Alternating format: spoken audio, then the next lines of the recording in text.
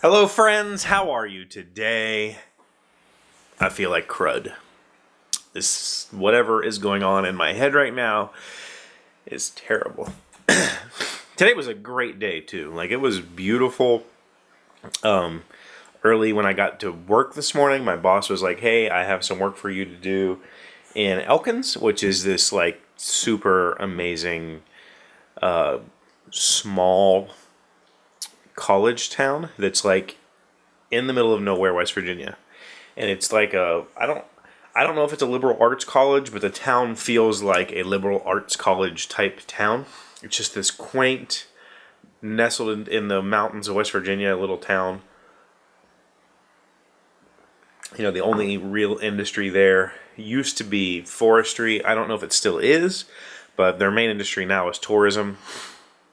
Lots of ski slopes around that area, and it's just this beautiful little mountain town. And it's also like an hour and a half away, so I got to hop on the bike. It was a beautiful day, and I rode about 200 miles today for work. It's always awesome when I get to ride for work. It's even better when I get to ride mountain roads for 200 miles and experience the outdoors. Now I'm paying for it, and I don't know if it's allergies. I don't know if it's something else. My daughter was sick last week. Jamie is currently sick. She went to the doctor yesterday, and they told her that her mono numbers were up, which is something that I deal with at least once a year. Epstein Barr.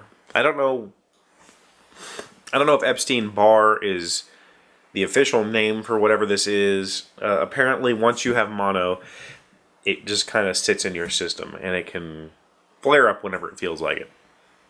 And they call that Epstein Barr. And if it happens for like a large period of time, like 6 months, then it's considered chronic fatigue. I've been diagnosed not with chronic fatigue, but I've been told in the past that part of my fatigue is due to mono, and that's how I feel right now. I've got a bit of a sore throat. I came home and passed out. I'm like dead, exhausted, tired, and that makes me feel bad about the show, which makes me feel bad about wanting to come down here, and it's a really weird mental gymnastics that I have to do with myself, because it's like I want to come record, but I don't feel good.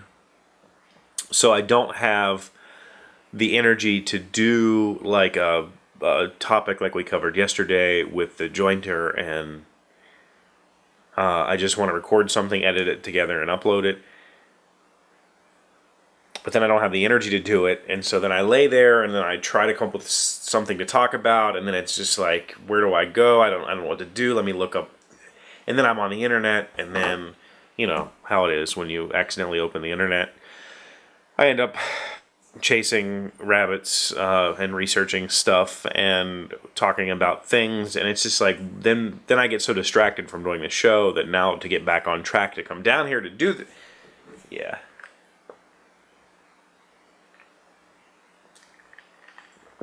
Whatever this is, I hope it passes soon.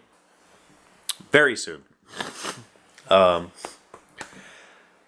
it just needs to go away. I've got a lot of drainage right now. It doesn't feel like allergies. It just feels like crud. I got the cruds. In other news, the desktop that I use to edit the show, the desktop that the show lives on. That's not true. The show lives on portable hard drives. So I could always use a laptop if I need to edit. But I do most of my editing on a desktop machine. It died on me over the weekend. I've recovered it for now. But essentially, I had to order some parts. They should be in, I believe, tomorrow. I'm not positive.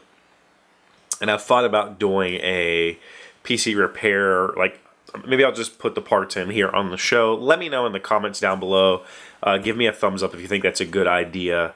If you want to see me fix my PC on the show and talk about how I diagnosed the problem and the parts that I ordered, that sort of stuff. If you're interested in PC repair or building a PC, tell me in the comments, give me a thumbs up, and that way I'll know that you want to see that. Otherwise, I'm just going to tear it down, throw it back together, so I can get on with life. And Friday's episode will be pre-recorded. So if you have stuff to send me, remember, Chevee@thedailyshed.com. Send me videos, pictures, stories, web pages, posts, Instagrams, whatever you want to send. You can send them to my email address. You can also send them to me at Instagram or Twitter with hashtag at CheveeDodd is my username on both of those platforms for Friday's episode. You can also send questions. Questions are best sent through Twitter. So, and so that way I can get a Friday episode recorded on Thursday night, upload it for Friday, and we're good to go. What else happened today? Oh, so this morning I woke up and West Virginia was on the front page of Reddit. And when that happens, it's never good. And in this situation, it was a really interesting situation. I encourage you to go look this up. But essentially, a policeman was fired for not shooting a suspect. This is what it came down to. He was a former Marine. He was a police officer. There was a suspect with a gun who was obviously attempting suicide by cop. The cop refused to shoot him. He was de-escalating the situation. Some other police officers showed up and shot and killed the man. And the original officer who was de-escalating the situation was fired. Wow. That blows my mind. And of course it happened in West Virginia. Imagine that. As I've told you before, we now have constitutional carry laws here.